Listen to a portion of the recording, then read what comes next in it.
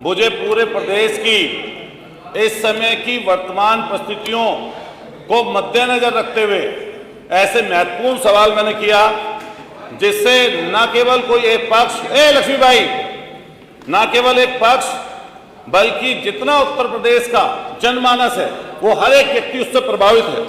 मान्यवर, मैंने मंत्री जी से निजी अस्पतालों के विषय में कुछ बातें पूछने की इस सवाल में चेष्टा की है और उनका जो जवाब आया है वो निश्चित रूप से इस जनता के विश्वास को तोड़ने वाला है।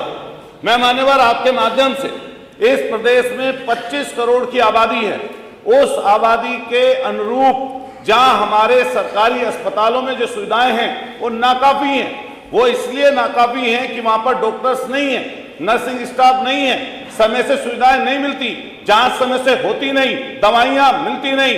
जगह जगहों पर हम लोग रोज तस्वीरें देखते हैं, माननीय मंत्री जी के विभाग में बेड पर कुत्ता लेटे हुए, कहीं पर स्ट्रेचर टूटा हुआ, कहीं पर हमारी महिलाओं पर माता बहनाएं जो गर्भस्थ रहती है, बच्चा जन्म देती है सड़क पर, कहीं पर अस्पताल के फर्श पर, वो इनकी नाकामी है। इन सारी चीजों के जब परेशानी दिक्कत देखता है व्यक्ति तो व्यक्ति निजी अस्पताल की तरफ जाता है। मान्यवर, निजी अस्पतालों में सरकार का कोई अंकुश नहीं है।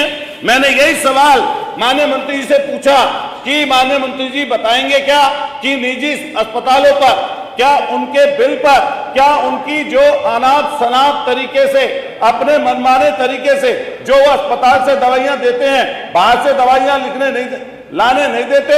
तीसरा, जो जांचें कराते हैं वो बाहर से कहीं और से जांचें कराएं तो उसको मानते नहीं है। क्या मान्यवर माननीय मंत्री जी बताएंगे कि अब तक पूरे प्रदेश में कोई ऐसी आपके पास शिकायतें आई हैं कि जिसमें निजी अस्पतालों के खिलाफ शिकायतें मिली? अगर वो मिली हैं तो उनकी संख्या कितनी है, और अगर उनकी संख्या जितनी भी आपके पास है क्या उसमें से एक पर भी किसी के ऊपर कार्रवाई हुई? माननीय मंत्री जी इसके बारे में जानकारी दें।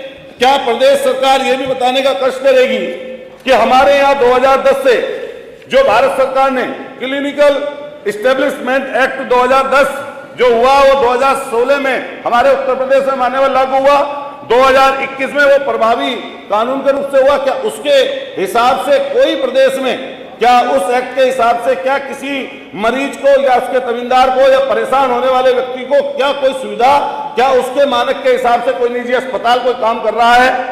तीसरा, क्या सरकार निजी अस्पतालों के परामर्श शुल्क व प्रमुख जांचों की अधिकतम दरें तय करने पर कोई विचार करेगी? क्या मान्यवर निजी अस्पतालों की दरें निर्धारित करने हेतु नियामक प्राधिकरण कमेटी का गठन करेगी या कोई गठन पहले से है?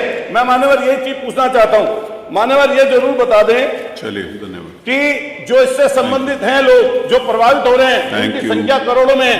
मान्यवर, ये चीज मैं अपनी तरफ से नहीं बोल रहा हूं, आप भी कोरोना के समय में, कोरोना के बाद मरीज मर जाते हैं अस्पतालों में, लेकिन आप भी कई बार शिकायत करते हैं, हमने शिकायत करते हैं। हालत देखिए उनकी क्या है। इनका माइक बंद कर दिया माननीय मंत्री।